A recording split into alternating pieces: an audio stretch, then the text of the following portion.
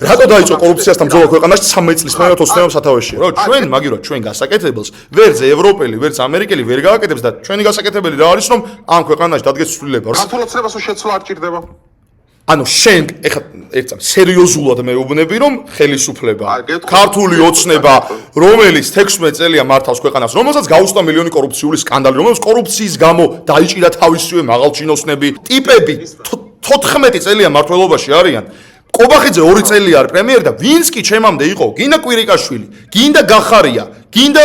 ღარიბაშვილი იყო კორუმპირებული მოღალატე რომ ეუბნები რომ აი კაცი ეგრე აკეთეს პროგნოზებს მაგკაცზე მაგარი არავინ არ არის რატო უნდა შეიცვალოს ოცნებაო ბიჭო ყავს სათავეში ხალხი მომჯდარია ქვეყანას რა და ძალიან სერიოზულად მომჯდარია ქვეყანას თავის ტენდერებით იმებით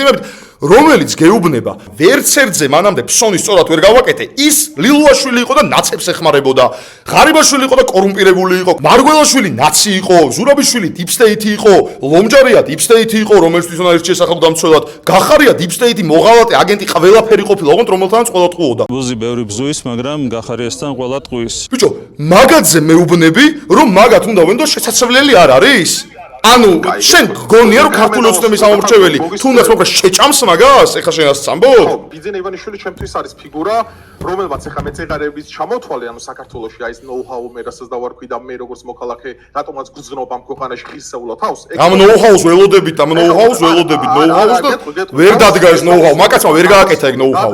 ნაცების შიშზე დგას ყველაფერი ოღონდ თვითონ ყავს ნაცების სისტემას ავსე პრობლემაა ერთ წუთს ხო ამდენი პრობლემა ყოფილა